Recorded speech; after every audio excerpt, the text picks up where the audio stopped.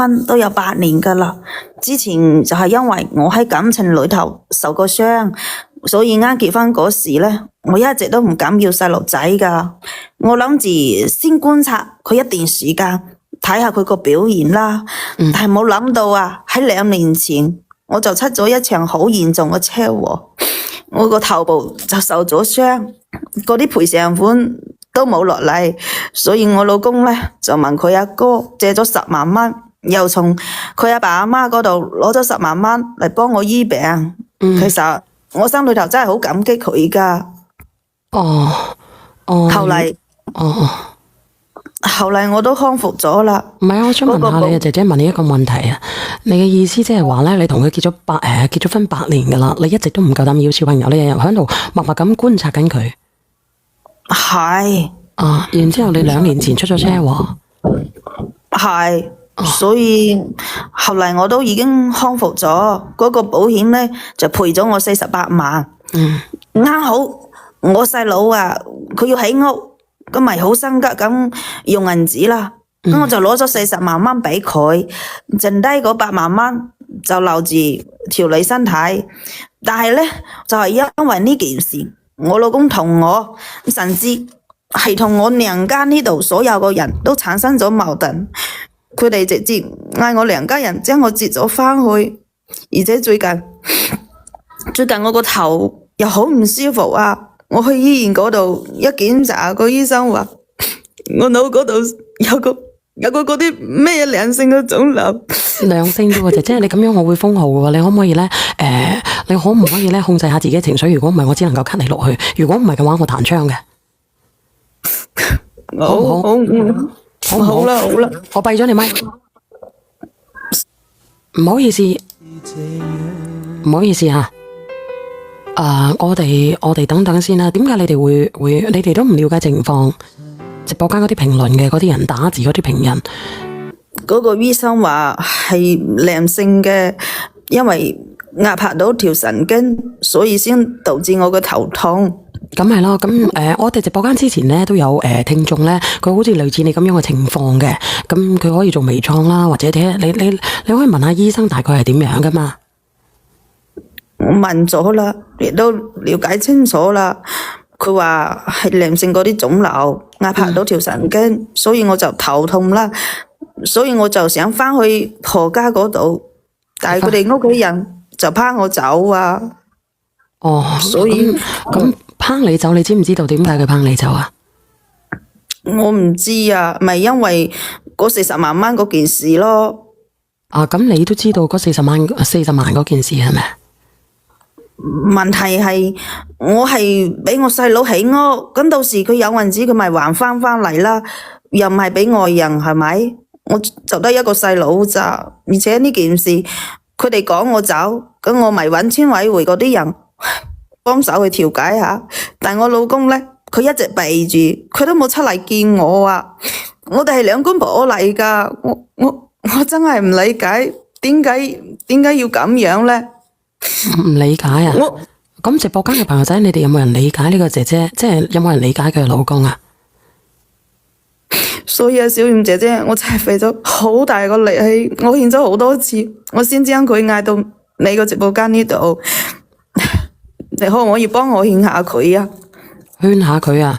勸佢啊？我勸嚟勸唔到噶啦。但係咧，我就好想知道到底你揾咗一個點樣嘅老公，可以咧俾你觀察咗8年咧，都冇同佢生細佬哥嘅。佢係文化程度唔係幾高，佢就得小學畢業噶咋。咁當時你好高學歷嘅咩？我咪讀完咗中專咯。你中專？所以我當初係啊，我都冇有嫌棄佢啊嘛，我就義無反顧咁嫁俾佢啦。我真係真心想同佢好好咁過日子噶。你真心想同佢好好過日子，問題係點解你翻咗去1年，你冇主動翻去同佢溝通嘅咩？外家接走咗你1年，你而家得咗老樓，你先至走翻過去揾個老公做乜嘢？我唔係話唔想同佢溝通，係佢冇俾機會我，佢拒絕同我溝通啦。而家咁點解你唔揾機會去同佢溝通咧？我揾好多人連咗咪噶啦，呢個叫阿玲嘅。啊，呢個叫平常心嘅。嗱，我有兩個匿名連咪嘅，應該有個就係你老公嚟噶啦。你好，係你好啊，寧哥，同埋平常唔係心。叫寧哥啊，我叫寧仔啊，我比你細好多啦，你有幾歲啊？廿零歲，30歲咋，30幾歲咋，我都30幾歲啫，你30幾啊35、6歲左右啦。屌嗱性啊！你話細我好多。哎呀，袁姐，聽到你呢句話好舒服啊！我都差咁多，同你咁大嘅咋，我36咋，多啲多咋。你點樣啊？你有咩評論啊？你有咩嘢有講啊？我聽到佢講下呢個話，真係有啲點講咧？你嫁咗佢咁多年啦，又唔幫佢生細路仔，跟住咧又一出咗事咯，你又攞幾廿萬俾佢外家，都唔知佢哋為咗乜。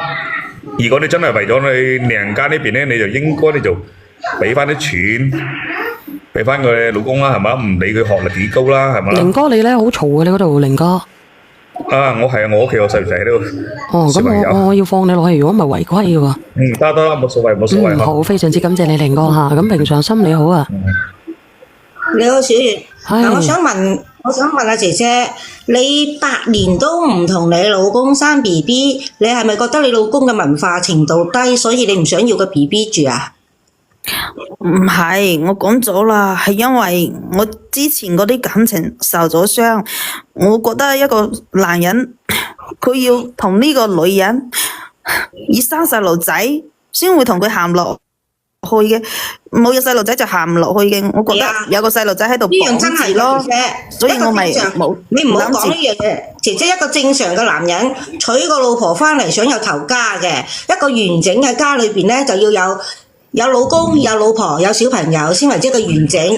我覺得你係藉口。第二，你當時你出咗事，你第一次出事嗰時，你婆家啲人係義無反顧醫咗你，醫咗你之後你翻到娘家，翻娘家一路都冇翻嚟，啊，跟住嗰個賠償款到咗48萬，你係俾咗40萬你細佬起屋。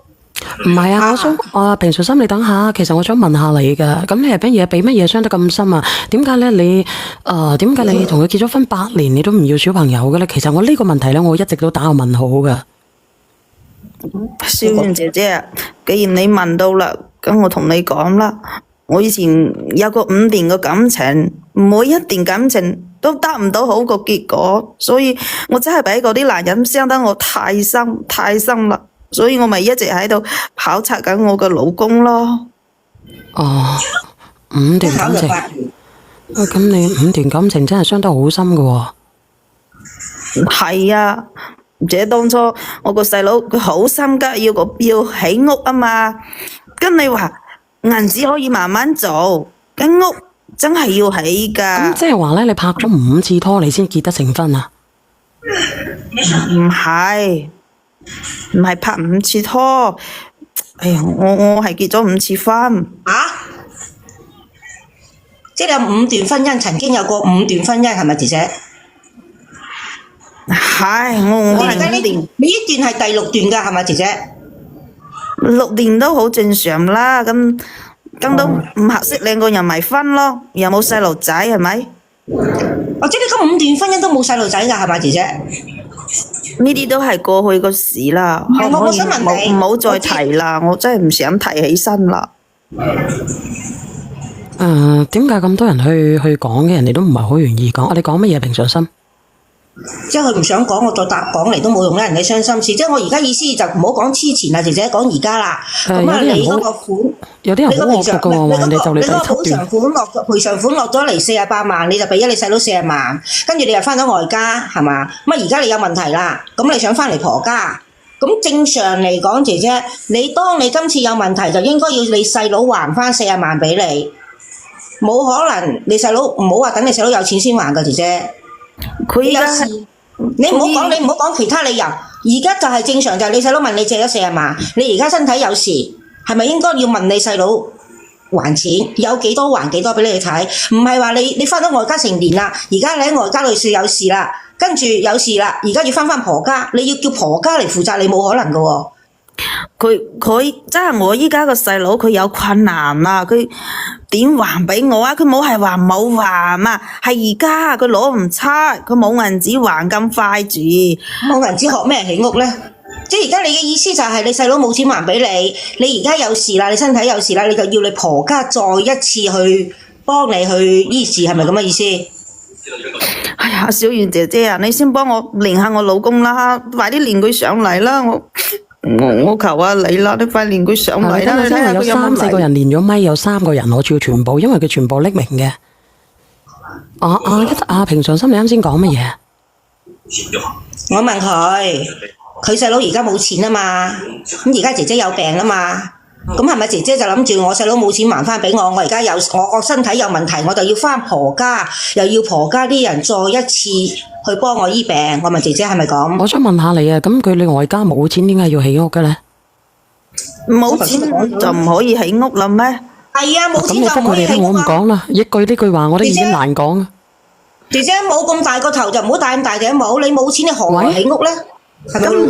咁而家嗰啲政策啊，你冇起到間屋，佔住嗰塊地，到以後啊，根就冇得起噶啦。都搞成咁嘅我個細佬佢係咪佢老公啊？喂，係啊，佢老公上咗嚟啊！你講乜嘢啊？你唔怕丟架，我都怕丟架㗎。我茂名喎，佢哋兩個都如果係咁樣聽嗰啲口音。係啊，有咩丟解啊，老公，既然上嚟啦，你就聽下小燕姐姐個勸啦，好唔好我冇啊？勸過喎，大佬，你聽下平常心勸到啦阿小燕姐姐，你幫下我啦，你同佢講下，好咁講下啦。喎。有咩好講啊？你到底你對你老公、你老婆係有咩睇法㗎？呢個哥哥。佢仲有咩好講？佢將嗰啲賠償款都俾咗佢細佬起屋啦。咁你又唔係唔知？佢當時睇病嘅時候啊，我從我大佬嗰度啊借咗10萬俾佢啊，唔夠我又喺我父母嗰度攞咗10萬，係嘛？咁呢啲年佢有冇還過1個先俾佢哋啊？係嘛？咁佢出事嘅時候，係嘛？佢娘家嗰啲人啊，就俾得個3000蚊，一日都唔夠使啦，係嘛？我有時真係諗唔明。佢到底係點諗嘅？3000人，我到底點諗嘅啫？我仲想問你，你到底想點樣啊？我自從受咗傷，我康復咗之後，你對我嘅態度啊，連我爸我媽都睇唔落去啦。我已經同你解釋唔係啊，過我想問啦。下你啊，姐姐，點解你病嘅時候你阿爸阿媽睇得落去，但你出院嘅時候你阿爸阿媽睇唔落去嘅？點解啊？嚇？佢對我唔好啦，佢點解會對你唔好啊？所以連我爸我媽都睇唔落去啦。你係咪對佢唔好啊，靚仔？佢唔關心我啦。唔好喊啊，姐姐，喂，你唔好話你睇下我封你號我喎。一件件事去問好冇？嗱，第一呢位姐姐，咁你而家嘅態度係點樣？你對你老公好唔好還有啦？你而家出咗事，你翻去你老公係為咗乜嘢？要你老公俾銀紙醫你，係咪？咁我同佢都冇分開㗎，佢係我老公嘛，佢係咪應該照顧我啊？嗱你之前都我而家身體都已經成咁樣啦，佢冇照顧我，邊個照顧我啊？嗱，之前你都5段婚姻啦，你結咗可以離嘅啫，但係你細佬永遠係你細佬。我知道我細佬係我細佬，但係佢都係我嘅親人啊！我又唔係話其他嗰啲人，我而家就係想，我就係想好好咁過日子㗎咋，我冇話其他嘢啊！呢個。